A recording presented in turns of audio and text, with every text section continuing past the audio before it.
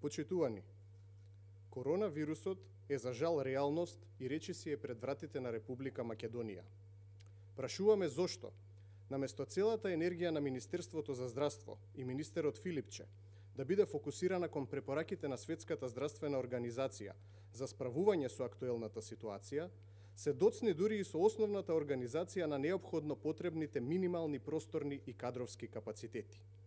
Од друга страна, ќе потсетиме дека многу пати јасно се покажа како во текот на мандатот на актуелниот министер за здравство и оваа влада, одлично, навремено и безпрекорно функционираше делењето, договарањето и реализацијата на сомнителни тендери. Дали господинот Филипче и покрај премногуте пропусти и грешки во својот мандат во секторот здравство до сега, кои на одреден начин влијаеа повеќе или помалку врз квалитетот на здравствената услуга што ја добиваат и заслужуваат граѓаните, сега конечно ќе се почувствува повикан. Прашуваме во овие критични моменти, кога коронавирусот е веќе регистриран во нашето најблиско опкружување, кој ќе ја понесе одговорноста за последниот пропуст во организацијата на расположливите капацитети за справување со потенцијално кризна состојба од ваков вид и вакви размери? Дали со ваквиот лежерен пристап сериозно се загрозува здравјето на граѓаните на Република Македонија?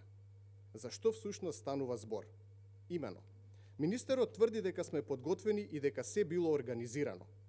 Прашуваме што е тоа што е организирано? Нема основни средства за хигиена во училиштата. Патници од авион, кои што слета на Скопскиот аеродром од кризното подрачје во Италија поминаа без никаква контрола. Дали некој воопшто ги евидентираше и дали ги контролира овие патници во периодот на инкубација на вирусот? Со колку респиратори располагаме во моментов? Колку од истите се функционални? Дали имате доволно адекватно обучен персонал за потенцијални критични случаи или за предвидениот карантин? Дали е функционална собата со негативен притисок и колкав е нејзиниот капацитет? Дали забранивте или ограничивте патување кон и од кризните жаришта?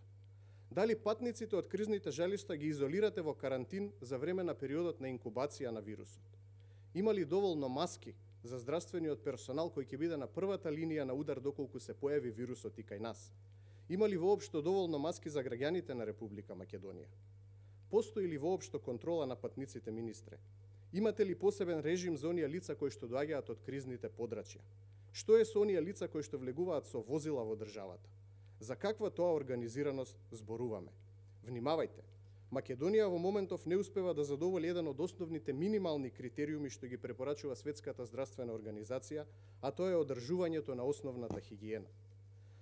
Треба итна организација за ефективно да се одговори на сите препораки на Светската здравствена организација.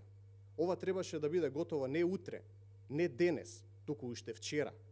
Власта носи бенефиции, но со себе носи и одговорност. Сега ни преостанува само единствена опција – да ви помогнеме во организирањето на мерките за превенција и справување со потенцијалната криза, а потоа да се понесе одговорност. Доаѓа 12 април и граѓаните ќе се уверат што значи навремена и квалитетна здравствена услуга. Благодарам.